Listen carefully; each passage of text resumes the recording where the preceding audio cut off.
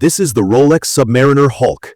The most impressive thing is how it flips from quiet to bold with a simple change in light, while still being the most dependable everyday timer I've worn. It's a luxury dive watch that functions as a daily sports piece. If you want one watch that can take saltwater, sweat, commute, and meetings, yet still feel special every time you glance at it, this fits. It's not for someone chasing a slim dress piece or a low-profile accessory. It's for people who appreciate rugged build, thoughtful engineering, and a bit of personality on the wrist. The design feels familiar at a glance, but the details matter every single day. The case is the chunkier Super Case, officially 40 millimeters, though it wears larger because the lugs are broad and square. On my wrist, it sits wide and flat, which gives it presence. That shape makes it feel like a piece of equipment, especially with the thicker crown guards. The green sunburst dial isn't just a color. It behaves differently under different light. Indoors, it leans deep forest with a slight metallic glow. Step outside and it pops into a saturated emerald, almost liquid over the radial brushing. The ceramic bezel matches the dial's tone but stays steady and glossy. It doesn't fade or pick up scratches, so it always looks crisp. The steel feels denser and a touch whiter than most watches I've worn, and that bright polish on the sides is both beautiful and a scratch magnet. The bracelet is solid and balanced, and the clasp's adjustment system is the unsung hero of comfort. I adjust it constantly throughout the day, and it takes about 2 seconds. Living with it is straightforward. Sizing the bracelet took a couple of link removals, and then the micro adjustments did the rest. The crown action is smooth and secure. Unscrew, set the time, and snap it back down with confidence. The movement hacks, so I can line up the seconds if I care to. When I set the date, the quick set action is positive without feeling fragile. I always rinse it with fresh water after salt exposure and make sure the crown is locked. That small habit has kept it looking clean.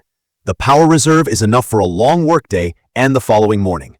If I drop it for a full weekend, I expect to wind and set it on Monday.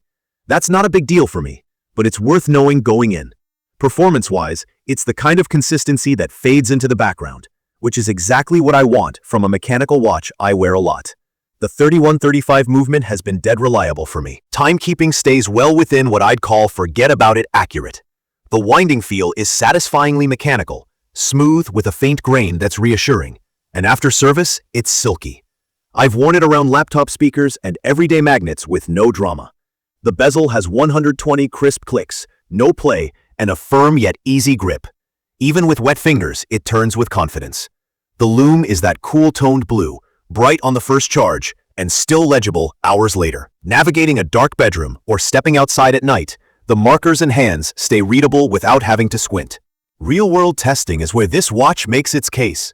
Saltwater swims and pool laps haven't changed the watch's behavior at all. The ceramic bezel still looks day one fresh, and the steel shrugs off corrosion. The polished flanks collect hairline scratches fast. That showed up in the first week from typing on a desk and brushing door frames. I've learned to accept that as honest wear. The clasp gets the brunt of it. Mine has a constellation of scuffs that tell a story if you look closely. Under a fitted cuff, the case can get hung up. It's not a dress piece, and on a tight sleeve, I need to pull back the fabric or it will print a silhouette. In casual settings, it feels perfectly at home. I use the bezel as a kitchen timer to keep track of steeping tea and for parking meters.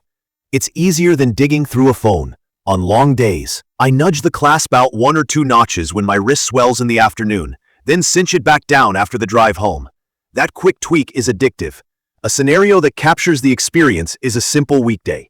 I walk out in the early light and the dial reads almost black until the sun hits it at the crosswalk. Then it erupts into green. In the office, the matte surfaces absorb overhead lighting, while the polished case edge throws a thin highlight. Midday, I extend the clasp by a couple of millimeters and forget about it. In the evening, backyard grilling, the bezel tracks the cook time while the lume picks up the last of the sunset and stays glowing well into cleanup. I set it on the dresser, and it's still legible at 2 a.m. If I rotate it out for a Saturday and Sunday, Monday morning I expect a quick wind and set. The routine becomes part of the bond. What stands out as uniquely helpful are a few choices Rolex made that don't feel flashy but matter daily. The glide lock system is the most practical bracelet adjustment I've used. No tool, no fuss. Tiny, precise steps that keep the watch centered and comfortable regardless of temperature or activity. The ceramic bezel with platinum-filled numerals doesn't fade and doesn't scuff, so the watch maintains a clean, focused look even as the steel gathers patina. The dial's sunburst effect changes character from moment to moment. It's subtle indoors and celebratory outside, which keeps it interesting longer than most colored dials. The movement's anti-magnetic hairspring gives me peace of mind around everyday electronics.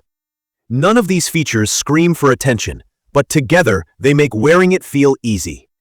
It isn't perfect. The case's wide lugs create a square stance that can overwhelm smaller wrists, and aesthetically, I sometimes wish the transition into the bracelet tapered more. The polished sides scratch easily. I've made peace with that, but if you want a watch that stays pristine in every light, the high polish will test your patience. The power reserve means you'll wind it if you skip a couple of days.